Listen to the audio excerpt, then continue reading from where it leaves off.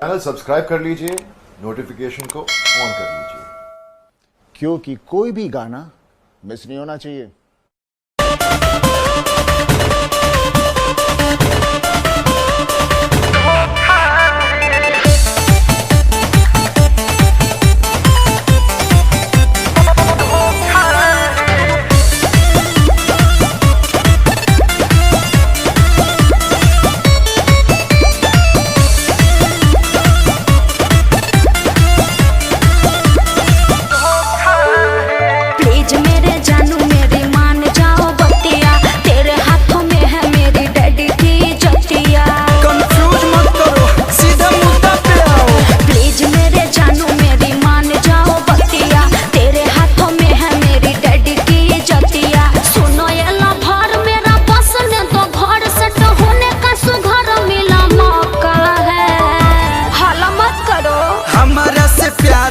दूसरा से सदिया तो सरासर धोखा है।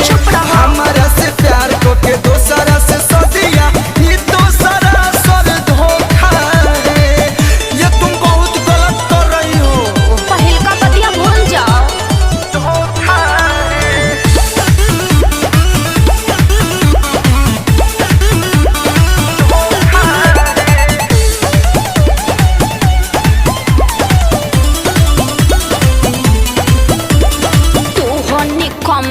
काम नहीं कुछ ऊपर का ये न जिनियर है। शादी होखेगा वो करे से अब डेट वेट सब क्लियर है। तो तू मेरे साथ टाइम पास कर रही थी, पढ़ाई तेरे लिए ही छोड़े, मास्टर का सौरा भी थे फोड़े। तू कहती हो कि अब भूल जाओ, ऐसे होता है क्या थोड़े।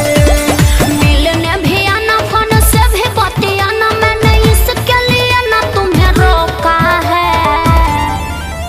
अरे हमारा से प्यार को के दूसरा से सदिया तो सरासर धोखा है। हमारा से प्यार को के दूसरा से सदिया तो सरासर धोखा है। कोई धोखा उखा नहीं है, समझे? ये मुद्दा संसद में उठाऊंगा। धोखा है।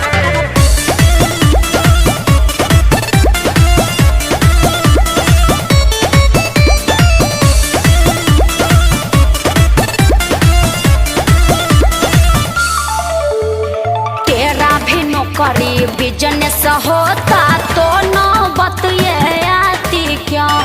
कल्लू तुझको छोड़ के आंसू दोस्त के घर में जाती क्या? प्यार में अमीरी गरीबी ना होला, पता सब चल गया है रे। मेरे संग छला हुआ है रे। कमाई देख के राम करण का मन तेरा बदल गया है रे। बातों में है आया कोई तुझे बहकाया, तू तो आज भी बोका बेका बोका है। हाँ तब का हमारा से प्यार को के दूसरा से सदिया तो सरासर धोखा है।